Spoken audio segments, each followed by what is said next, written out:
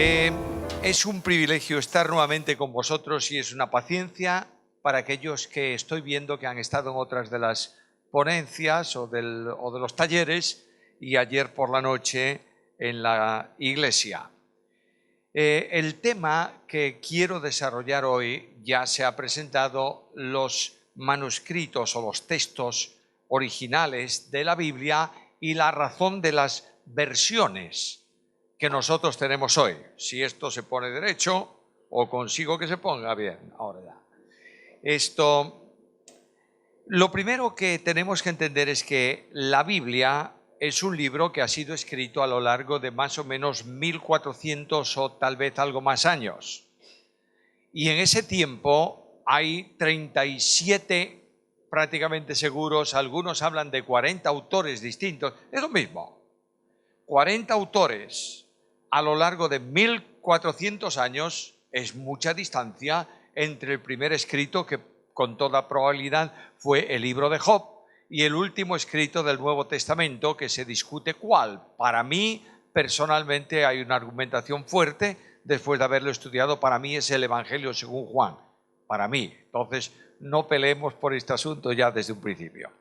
Ahora, cuando se comienza a escribir la Biblia, no hay duda ninguna que tenemos que preguntarnos en qué idiomas fue escrita, porque no fue escrita en castellano, ni en inglés, ni en ningún idioma moderno, ni en latín siquiera.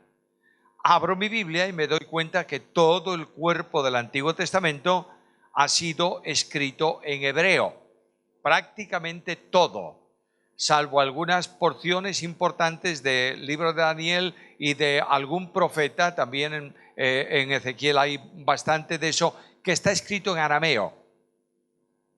Cerramos el Antiguo Testamento y nos vamos al Nuevo. Y el Nuevo Testamento está escrito prácticamente en su totalidad en griego. Ahora, cuando hablamos de griego, tenemos que preguntarnos ¿qué griego?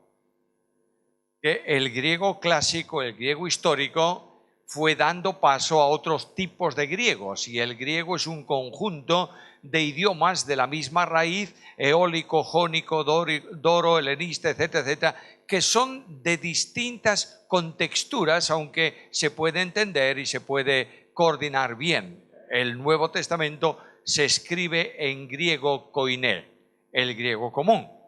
Pero el griego koiné no es tampoco igual en todos los sitios y de todas las maneras, y hay modificaciones. Por tanto, cuando voy a la Biblia tengo que preguntarme ¿quién escribió? Bueno, los autores. ¿Y cómo escribieron? Al impulso de Dios, de acuerdo. ¿Es inspirada la Biblia? Por supuesto, toda ella, sin duda. ¿Inspiración literal o conceptual? Literal. ¿Pero ha sido dictada por Dios? No, señor. Dios no dicta la Biblia. Dios comunica el mensaje y el escritor humano seleccionado por Dios escribe. De ahí que haya en la Biblia muy distintas formas y muy distintas culturas. No es lo mismo un escrito de un hombre de leyes preparadísimo en la mejor universidad del mundo, yo diría licenciado con honoris causa en leyes, en conducción, en sociedad, en psicología, en ejército, que es Moisés, frente a un rey enormemente culto como es Salomón. Hay diferencias. ¿Y qué me diréis comparando a estos dos, por vía de ejemplo, con un boyero recogedor de cabrahigos, el profeta? Pues es la cultura y la dicción y la erudición y la expresión es distinta. Ahora, el Antiguo Testamento en hebreo, y hablaré un poquito del hebreo antes de nada, el idioma hebreo es muy distinto al idioma griego, conceptual y semánticamente. El idioma hebreo es corto en vocabulario, por tanto tiene que ser muy rico en figuras. Por ejemplo, voy a deciros un texto de un salmo. Lo digo en mi versión Reina Valera 60, luego os diré por qué quiero tanto esa versión. Bueno, porque la memorización está ahí, no por otra razón. El que habita al abrigo del Altísimo morará bajo la sombra. Esto a un griego ni se le ocurre. Porque lo que está hablando el hebreo es de una figura que pueda ser comprensible, expresada figurativamente. El Dios de la gloria abriga ¿a quién? A todos.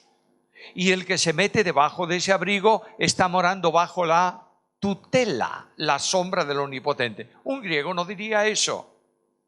Un griego, el idioma griego es la matemática del idioma. De manera que el griego tiene una formulación expresiva muy concreta, muy precisa, muy determinada, y el griego se expresa analizando cada una de las palabras. Aparte de eso, del análisis, si está en dativo, en acusativo, si es un vocativo, si es un nominativo, todas esas cosas tienen un concepto muy claro. Porque un dativo en griego indica una orientación o una dirección o una procedencia. No es lo mismo decir a Dios que decir de Dios. Por tanto, el griego analiza, utiliza a veces las preposiciones y luego el nombre, el sustantivo. Otras veces simplemente declina el sustantivo. Hay que conocer bastante para entender, pero es matemáticamente preciso. Luego los verbos griegos tienen una enorme variedad. Hay un tipo de verbo, una formulación verbal que es el optativo, que no existe en ningún idioma. Pero es una opción verbal, un condicionante verbal que hay que entenderlo de esa determinada manera. Por tanto, los idiomas bíblicos del Antiguo Testamento tienen una enorme riqueza para revelar y comunicar a Dios. Los dioses antiguos eran dioses guerreros, eran dioses, algunos de ellos tremendamente bárbaros, que exigían que el hijo mayor fuese pasado por el fuego, etcétera, etcétera, etcétera. El Dios de la Biblia es el Dios de la gracia. Y esto solo se puede expresar con estos conceptos, como la gallina cuida a los polluelos. El amor tremendo y eficaz de Dios hacia su pueblo. Por tanto, Dios escogió un pueblo y un idioma. Ahora, el idioma hebreo es un idioma antiquísimo. Los liberales dicen que no es posible que los textos bíblicos se hayan escrito en hebreo en las fechas en que se dice que fueron escritos, porque en ese tiempo no se escribía el hebreo hasta que aparece una estela, una piedra, en una excavación en hebreo datada en los tiempos que los liberales dicen que no. Bueno, ¿para qué vamos a pelearnos con ellos? ¿Tú crees en la inspiración de la Biblia? Bueno, está muy bien. Ahora, tampoco creas tú en que los escritos empezaron hace 6.000 años. Moisés no vivió en ese tiempo. Está relatando acontecimientos que cronológicamente él sitúa de esa manera en la Biblia. Ahora bien, el Antiguo Testamento, el hebreo, pertenece al grupo de lenguas semitas. Y esas lenguas, especialmente el hebreo, está muy vinculada con tres tipos: con el ugarítico, el fenicio y el moabita. De modo que el hebreo es una de las manifestaciones del idioma moabita, seleccionado por Israel, desarrollado por él y escrito. Y ahí comienza la andadura del hebreo. El hebreo, por tanto, es un idioma cananeo, modificado y trasladado por un pueblo y un conjunto que elaboró definitivamente ese idioma. La característica del hebreo, una característica importante, es que utiliza 3 letras, consonantes tiene más, pero utiliza 3 letras consonantes que, mezcladas con una serie de vocales, no hay vocales en el escrito inicial del hebreo, pero mezclado con el sonido vocal genera y origina una larga serie de palabras. En ese idioma hebreo es transmitido la mayor parte del Antiguo Testamento. Y la evolución del hebreo no puedes entenderla más que comparando la antigüedad de los libros de la Biblia. Tú lees el libro de Job y luego lees, yo qué sé, el libro de Daniel y te das cuenta que hay una evolución idiomática en la fijación del idioma, que naturalmente cuando termina el último escrito, ese idioma dio paso al hebreo de hoy. Es una bendición saber que el que puede leer el hebreo moderno tiene una enorme ventaja para leer el hebreo antiguo. Pero el idioma fue variando y la escritura del alfabeto fenicio, que es como se escribe prácticamente el hebreo inicial, da paso a la escritura cuadrada. Se llama cuadrada porque las letras las puedes meter dentro de un cuadro. Y eso ya es un idioma mucho más moderno. Ahora ya tenemos el hebreo. Bueno, ¿cuánto sabemos de hebreo? ¡Qué barbaridad! No sabemos nada. Luego pasamos al idioma arameo. El idioma arameo es el idioma diplomático. Pero cuando hablamos de arameo estamos hablando de arameo antiguo. Y el arameo antiguo es una lengua que está más o menos desarrollándose y que termina en el siglo X. Entre el siglo X y el siglo VIII antes de Cristo. No estamos hablando de un idioma. Luego está el arameo oficial, año 1100 al año 600 tal vez antes de Cristo. En ese idioma arameo oficial está escrito parte del libro de Daniel o trozos del libro de Daniel. ¿Por qué? Bueno, Daniel era un diplomático.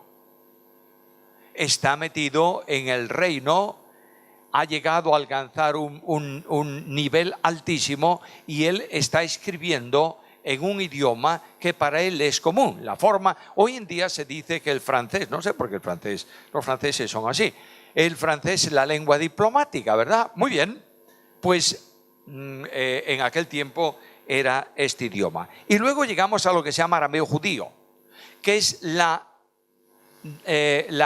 el traslado del arameo, digamos, tradicional y diplomático al uso cotidiano de la lengua en Palestina. De manera que, enorme sorpresa, Cristo Jesús, el Señor, y Pablo y muchos hablaban en arameo. Como eso lo utilizaba, ese tipo de arameo lo utilizaba más que nadie el pueblo de Israel, estamos diciendo muchas veces que hablaban en hebreo. Cuando Pablo sube a las escaleras de la Torre Antonia, cuando lo prenden, cuando tiene que intervenir, el centurión le pregunta, él se pone a ver, ¿pero tú sabes griego? Sí. ¿Y habló en qué? En arameo. Ahora esto tenemos una serie larga de problemas. Yo de hebreo solamente sé lo elemental, de modo que nadie me pregunte de hebreo. De griego sé un poquito, pero de hebreo no tanto. Ahora, no tanto no sé. Me fío de lo que me dice. Ahora, lo que sí sé con toda claridad es que Cristo Jesús el Señor hablaba en ese idioma, en arameo. ¿Habló con los suyos en arameo? Sí. Y ahora mirad a dónde llegamos los evangélicos en discusión lingüística. Jesús dijo a Pedro, tú eres Pedro y sobre esta piedra. Y nosotros hemos inventado una argumentación, nosotros no, yo no participo en ella, una argumentación tremenda. Dios dijo a Pedro, tú eres piedrecita, Cefas, y yo soy litos, roca. Y decimos, qué bárbaro. Pero resulta que en arameo no hay dos distinciones. Si tú quieres traducir del arameo eso, literalísimamente leerás esto. Tú eres piedra y sobre esta piedra edificaré mi iglesia. No hay discusión. Una vez me resultaba difícil y lo pregunté a uno de los catedráticos de arameo de la Universidad Pontificia. Me dijo, sí señor, es así. De modo que los evangélicos no discutan de piedra o de piedrecita con alguien que sabe arameo. Bueno, he aprendido la lección, muchas gracias. Ahora dejamos el arameo ahí y pasamos. Por eso es que la versión que usaban los judíos, especialmente del Antiguo Testamento, la Septuaginta, no es la versión hebrea original, es la griega traducida de ese tiempo. Así que las grandes citas de Pablo y de Pedro y de Juan en el Nuevo Testamento están tomadas de la Septuaginta. ¿Qué herejía más impresionante? No, es lo que realmente entendían que decía el texto hebreo al traducirlo al griego. Ahora, la Biblia hebrea. La Biblia hebrea es un compendio, un conjunto, una recesión de todos los escritos del Antiguo Testamento hecho por eruditos hebreos y con una meticulosidad tremenda. Cuando un copista se iba a hacer una copia, claro, si es un copista tiene que hacer una copia. Cuando alguien iba a hacer una copia de un pasaje del Antiguo Testamento, porque la copia, el original de esa copia ya estaba muy usado o había que hacer una copia, había por lo menos 3 que intervenían en el proceso. Uno tomaba el escrito original que se iba a copiar y contaba las letras. 300. El otro comenzaba a escribir lo que había allí. Al final contaba el que escribió, 300. Y luego uno tomaba el escrito original y otro tomaba la copia y lo leían en conjunto para que no hubiese ninguna diferencia. Pero no leían el texto, leían las letras, para que aquello estuviera fielmente escrito. El respeto por la Biblia era tremendo en los copistas, de modo que cuando aparecía el tetragramatón, el nombre sagrado de Dios, el copista tiraba el instrumento o lo ponía a un lado, tomaba uno nuevo, se lavaba las manos y escribía el nombre y volvía a hacer la operación al revés. Luego, cuando las copias unidas de todo el Antiguo Testamento, escrito en materiales más modernos, tiene una garantía tremendísima de fidelidad. Estas copias históricamente elaboradas por judíos y cuidadas de una forma extraordinaria fueron trasladadas a la imprenta moderna y tenemos la Biblia llamada Stuttgartiense, que lleva ese nombre porque está impresa en Stuttgart, en Alemania, y es el cuerpo hebreo de la Escritura reconocido absolutamente por judíos y por cristianos. De modo que no tenemos problema. ¡Qué bueno! Un solo texto, solo. ¿Y hay variantes? Ninguna. ¿Pero cómo? ¿No hay copia? No, porque una copia que tiene una variante se tiraba. ¿Me entendéis? Y no se le ocurría a nadie en la tierra escribir una nota sobre un texto bíblico. De modo que lo que tenemos en la Stuttgartiense es la seguridad, hombre, no el 99,9%, pero la seguridad plena de que tenemos los escritos del Antiguo Testamento perfectamente. Ahora venimos al texto griego y ahí tenemos nuestras serias dificultades.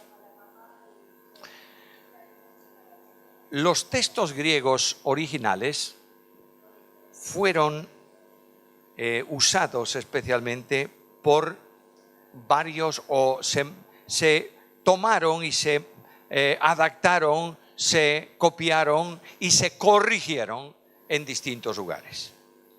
Algunos cayeron en Alejandría y surge el texto alejandrino. Es el más fiel al texto griego, porque no han pulido nada. Como estaba, está.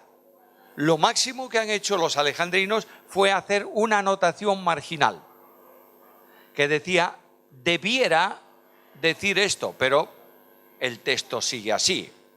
Luego viene el texto llamado occidental. ¿Por qué? Porque es el texto griego que comenzó a circular especialmente en lugares importantes del Imperio Romano, norte de África, Italia y Francia.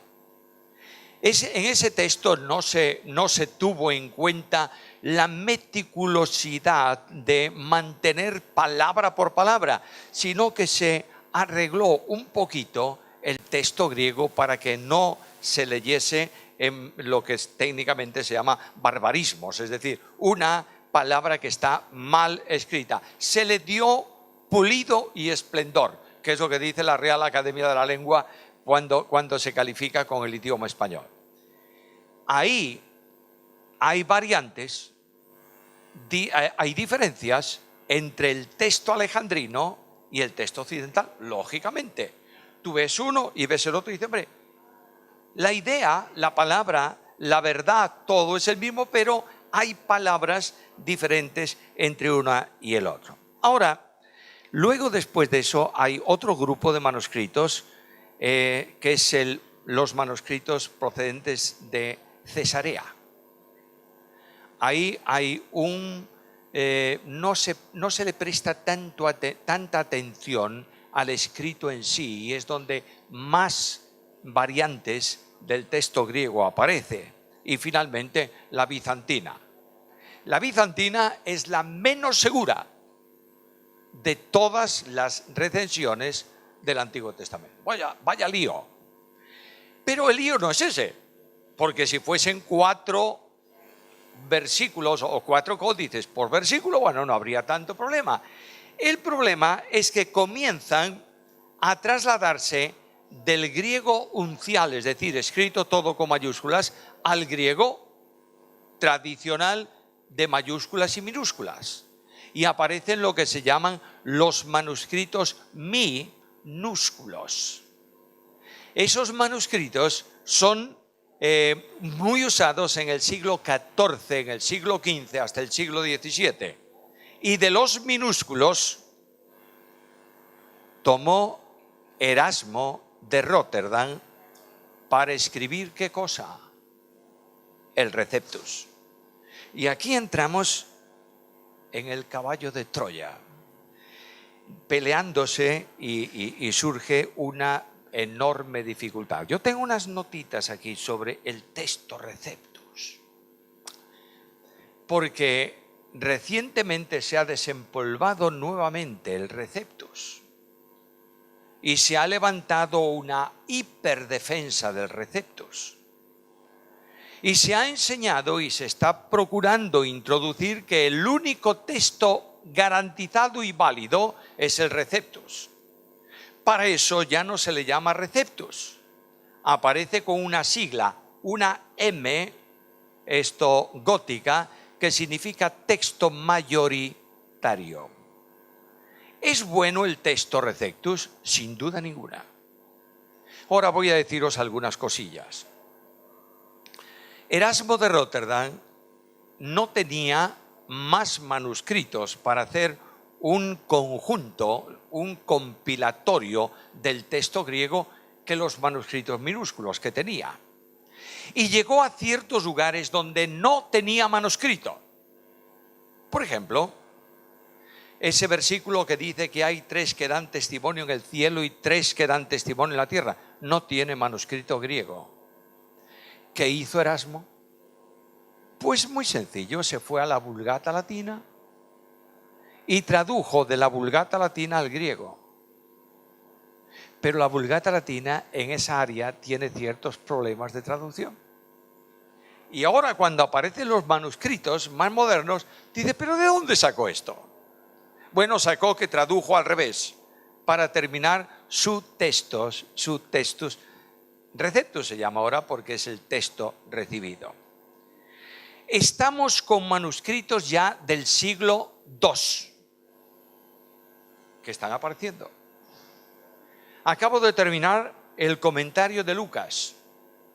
No hay menos de 3.000 manuscritos distintos que contienen todo el Evangelio según Lucas. No hay menos de 500 variantes textuales en Lucas. Ahora bien, que nadie se me asuste, por favor. Entonces, ¿cuál es el verdadero? Escúchame, las variantes textuales no afectan nunca a doctrina. Por ejemplo, una variante textual. Jesús descendió a Jerusalén. Otra variante. Jesús y los discípulos descendieron a Jerusalén. ¿Cuál es la diferencia? Que en una está Jesús solo y en otra están los discípulos también. Por tanto, esa variante no tiene importancia. Ahora, hay algunos textos griegos que han sido modificados en búsqueda de apoyo a cierta idea de pensamiento religioso. Por ejemplo, todos los textos que la Vulgata, y no solo la Vulgata, sino la Vetus Latina y demás, traducen como hacer penitencia, están en cierta medida eliminando la palabra griega que significa arrepentimiento. ¿Me estáis siguiendo? Pero esto es una deformación. Es lo mismo que si tú tratas de leer la Biblia Nuevo Mundo de los Testigos de Jehová y te encontrarás con aberraciones impresionantes en la defensa del pensamiento de la secta correspondiente. Ahora bien, ya tenemos ahí todos los manuscritos y entonces ocurre algo muy curioso. Hay una serie de personas en el mundo evangélico especialmente que dicen vamos a hacer una nueva recensión de los textos griegos y se ponen a trabajar. Mucha de esa investigación se debe a dos personas que están siendo enormemente maldecidas en el mundo evangélico. Perdonadme la expresión. Que es Hodge y Westcott. ¿Lo oísteis alguna vez? Son no sé qué y no sé cuántos. Mirad, lo que me interesa a mí del texto griego y a vosotros es la fidelidad de la traslación de la palabra al idioma, ¿verdad? Cuando yo tengo algún problema en griego, en una palabra rara, en la koiné, ¿sabéis a quién consulto? Pues a un doctor en filosofía y letras, licenciado en clásicas, que es ateo. Y yo le llevo mi Nuevo Testamento griego y le digo, ¿qué dice aquí? Y él me dice, ¿la palabra o el conjunto? No, dime la palabra en medio del conjunto. Me dice, esto aquí significa esto. Ya está. Y es ateo, no cree en la Biblia ni en la inspiración, pero sabe griego. Sabe griego y no está condicionado por el pensamiento protestante, perdonadme la expresión. Bueno, entonces estos hombres que eran enormemente sabios en griego hicieron una recensión que termina en manos de Nestle Aland. ¿Os suena eso sociobíblicamente, Nestle Aland? Es el mejor texto griego que tú puedes usar hoy, supervisado por las instituciones lingüísticas alemanas más importantes. Estamos en la 28ª edición de Nestle Aland. Y es más, me acaban de avisar hace poco tiempo que está en preparación la 29ª. ¿Por qué? Porque el Nestle Aland incorpora lo que se llama aparato crítico. ¿Qué es el aparato crítico? Bueno, el aparato crítico es que te dice, mira, este versículo que en tal y tal y tal y tal códice o manuscrito o tal dice esto, hay otra alternativa de lectura que dice esto otro. De manera que, por ejemplo, tú lees Lucas y verás que en la última cena hay palabras añadidas, tomadas de Mateo, que no está en la mayoría de los textos originales más firmes. Por tanto, hay una crítica textual que te dice, ojo, además de esto, también hay esto otro. ¿Me estáis siguiendo? Y esto es enormemente necesario tenerlo en cuenta cuando tú vas a hacer un análisis textual verdadero de la palabra de Dios. Ahora ya tenemos menudo rollo, ¿verdad? Bien. Todo esto que es muy importante a la hora de comentar la Biblia y de enseñar la Biblia, no debe condicionar la riqueza bíblica de la doctrina que aparece en ella.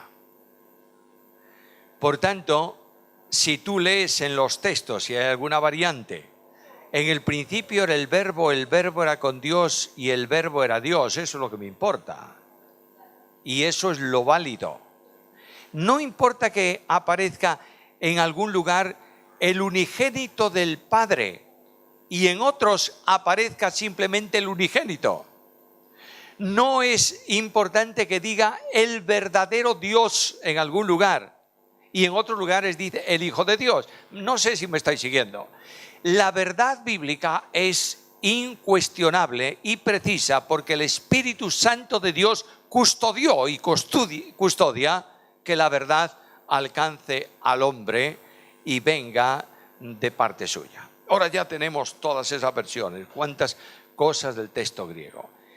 El griego koiné no es fácil, señores. La idea de que cualquiera puede llevarse un texto, bases fundamentales para el griego bíblico, y se lo lee y ya lo sabe, perdóneme, no es verdad. Y hay muchas personas que se consideran con todo el derecho de hablar del texto griego sin saber griego. Cuando yo empecé en el seminario bíblico, el presidente y el rector del seminario era el doctor Lacueva.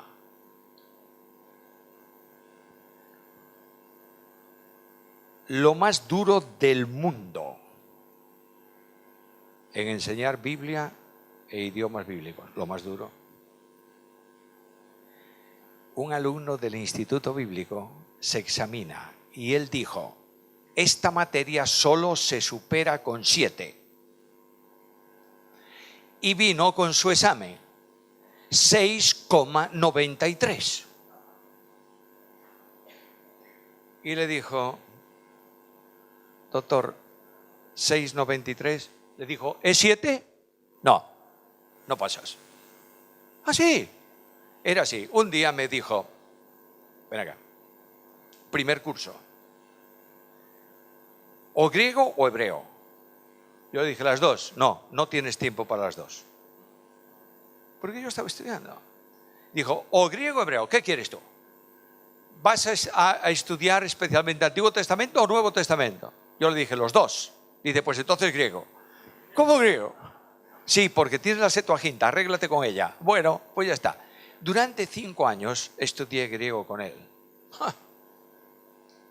No te pasaba una. Al final, el examen final era sorprendente.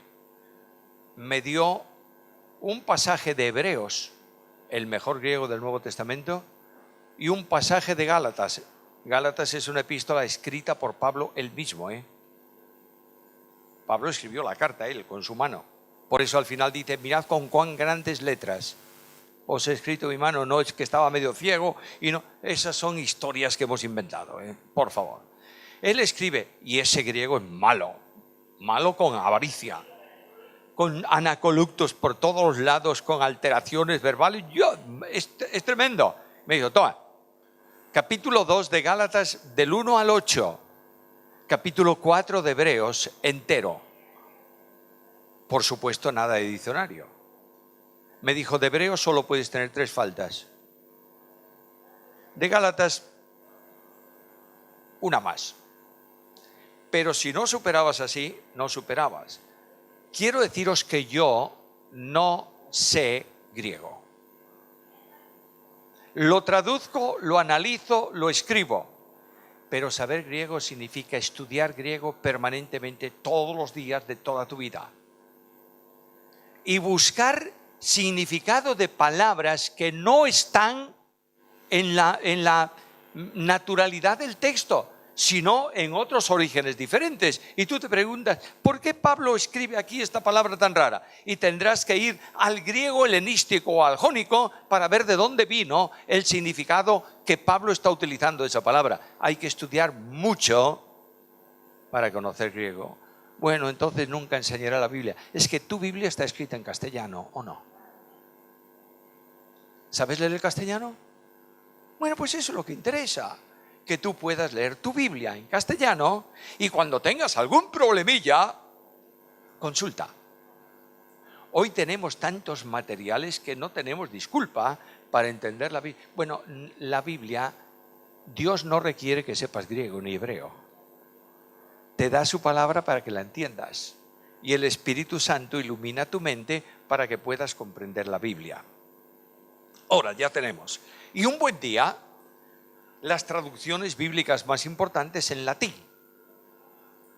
Y las Biblias no se podían leer en lengua vernácula. Y ocurre el 500 aniversario de la Reforma. ¿Qué hizo Martín Lutero? Tomó la Biblia y la tradujo al alemán.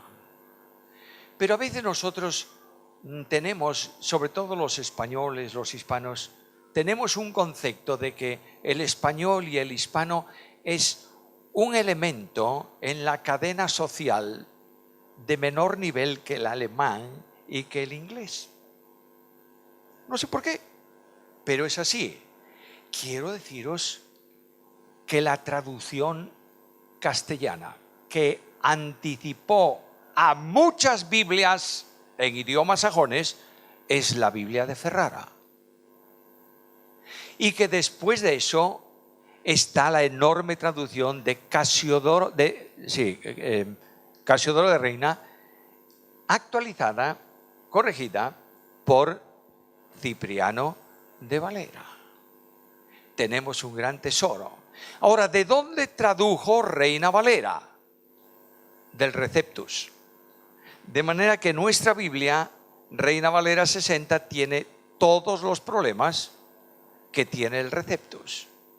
Es un tesoro nuestra Biblia, Reina Valera.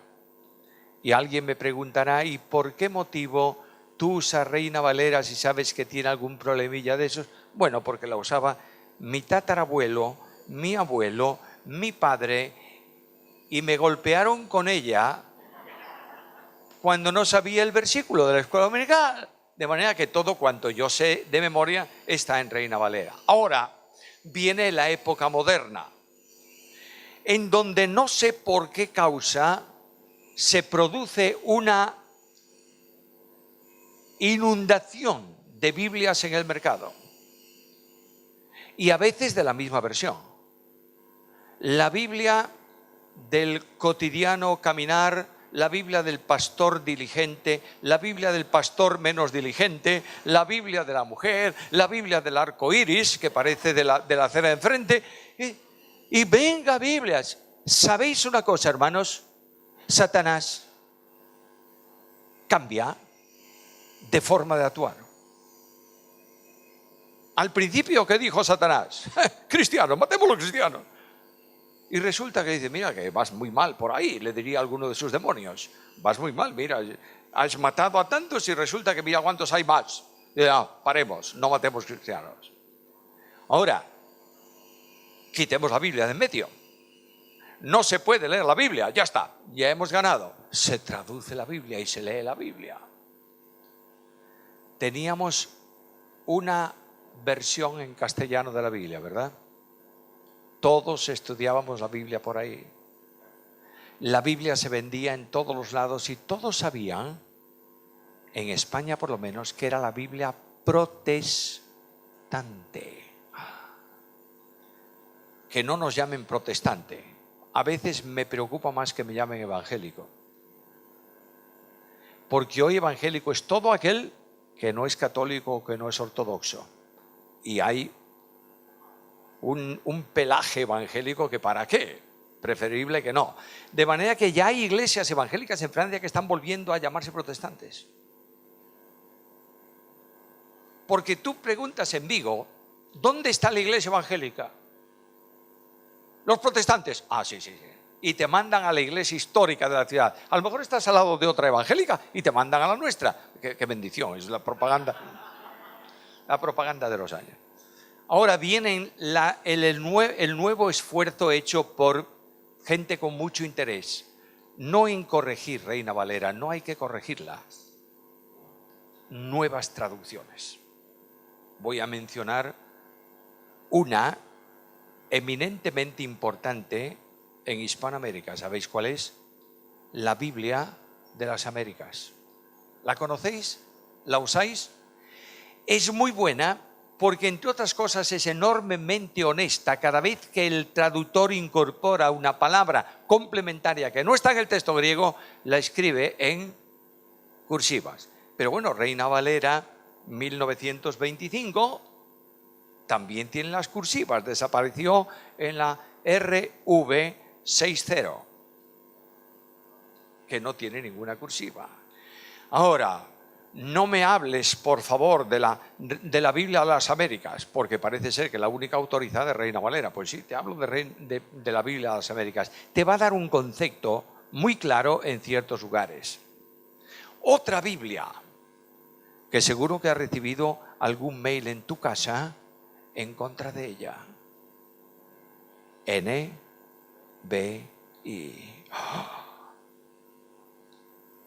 Escucha un ejemplo de lo que dicen de ella.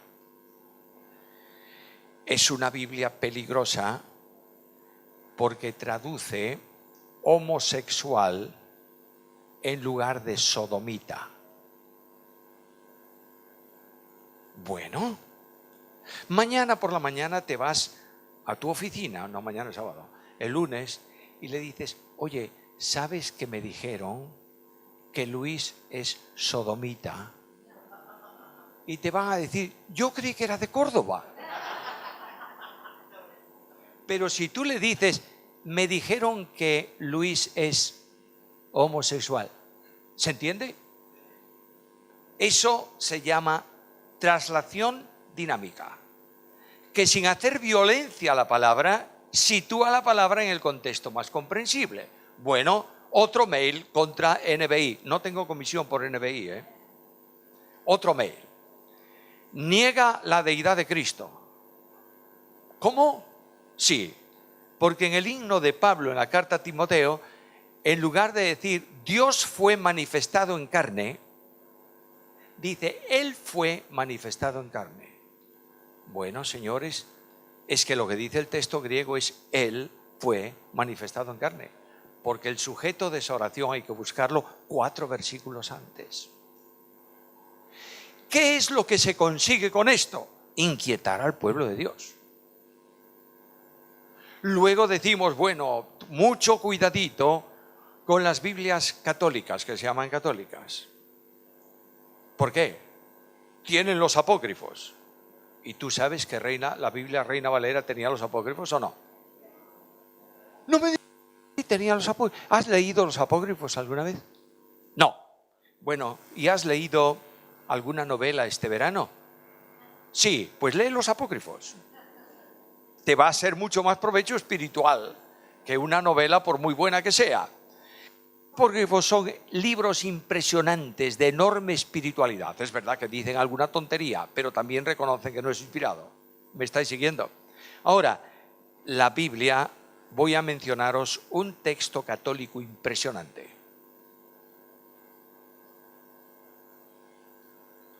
Cantera Iglesias. No Bover Cantera, ¿eh? Cantera Iglesias. Es una Biblia impresionantemente fiel al texto griego, hasta el punto que el traductor tiene que poner muchas veces llamada a pie de página y decir, el dogma dice, bla, bla, bla, bla, bla, y poner el dogma porque contradice lo que están traduciendo en la Biblia. Es impresionante. Otra Biblia fantástica, la Biblia de Jerusalén para los libros poéticos. Aquellos que puedan leer el catalán, la Biblia catalana de Montserrat es una traducción colosal. De manera que tenemos un montón de traducciones buenas. Yo no digo que te llegues a casa y tires tu Reina Valera al estante. No, úsala, por favor, es un tesoro. Pero quiero decirte también que si no eres capaz o no puedes leer el texto griego, cómprate 4 o 5 o 6 versiones. Ábrelas y lee el texto en 6 versiones. Vas a encontrar a última hora prácticamente lo mismo que si hubieras traducido directamente del texto griego. Seguirá adelante la traducción de la Biblia y habrá serios problemas y tremendas críticas. ¿Cómo puedo decirle yo a un esquimal en su idioma el Cordero de Dios? Si el esquimal no sabe lo que es un cordero. ¿Qué es un cordero? Hay una traducción muy curiosa que pone la foca de Dios. ¡Ah, qué barbaridad! La foca. Pues sí, es que no puedes darle a conocer idiomáticamente. Me imagino que en algunos idiomas de la selva, cuando se traduce, el traductor se tiene que encontrar con problemas de este tipo. Y lo importante, ¿sabéis? Es que en medio de toda esa berenjenal de traducciones y de versiones, la Biblia dice Venid a mí todos los que estáis trabajados y cargados y yo os haré descansar. No importa cuál sea la versión, dice: Dios te ama y está dispuesto a recibirte. Por tanto, esto es el gran valor de la Biblia, ¿verdad? Hermanos, yo sé que este taller de hoy ha sido un taller más bien técnico que espiritual. Bueno, que el Espíritu lo espiritualice en vuestros corazones. Pero quiero llegar a una conclusión. Ama la Biblia. Cuando yo era pequeñito, el otro día, fue ayer me parece por la noche, que dije que soy la 5ª generación de evangélicos. Mi abuelo materno fue 25 años colportor de la Sociedad Bíblica. Por eso yo quiero la Sociedad Bíblica. Un día yo estaba en la casa un poco impertinente y le decía a mi abuelo si tuviera aquí un cuento para leer, y ya el abuelo estaba muy cansado del cuento para leer. Me dijo, me agarró y me sentó allí en una silla. Y me trajo una Biblia que él tenía en la biblioteca suya, un bibliote así de grande, y me abrió la historia de Sansón. Me dijo, lee esa historia. Bueno, lee la historia. Leí la historia, me costó un trabajo tremendo leer en Reina Valera de aquel tiempo, yo un niño pequeño, pero me dijo, y si no entiendes, pregúntame. Y al final me preguntó él, ¿qué te pareció Sansón? Y yo le dije, abuelo, tenía fuerza, tenía fuerza. ¿Sabes qué dijo mi abuelo? Me dijo, ¿sabes quién le daba la fuerza? Dios. Hoy en día tenemos cientos de niños llamados hijos de evangélicos que conocen al Pato Donald en el mejor de los casos, y muchos a Sondoku, y muchos andan, no sé si es Sondoku, pues igual, un japonés de estos, y muchos anduvieron por adolescentes por mi ciudad con un teléfono cazando Pokémon. Y conocen eso perfectamente, pero no saben quién fue Sansón. No hay opción. ¿Volvemos a la Biblia o perdemos el rumbo? ¿Volvemos a la Biblia y predicamos la Biblia y amamos la Biblia y leemos la Biblia, o vamos en mal camino? Pregunto esta tarde y termino, ¿cuántos de los presentes, y no quiero manos arriba, cuántos de los presentes tenéis un plan de lectura anual de la Biblia y estáis leyendo la Biblia entera todos los años? ¿Cuántos? Oh, todos los años. En nuestra iglesia promovemos un plan de lectura anual. Y se pregunta, ¿qué tal vas con el plan de lectura? Nosotros tenemos nuestro plan anual de lectura. Requiere un cuarto de hora cada día. Y como mucho, 4 capítulos de vez en cuando. Lee la Biblia, por favor. No tenga la disculpa de que el pastor en la iglesia no me predica toda la Biblia. La culpa es tuya porque no la lees. Lee la Biblia. Pregunta al pastor cosas que a lo mejor no dice desde el púlpito y harás un gran favor.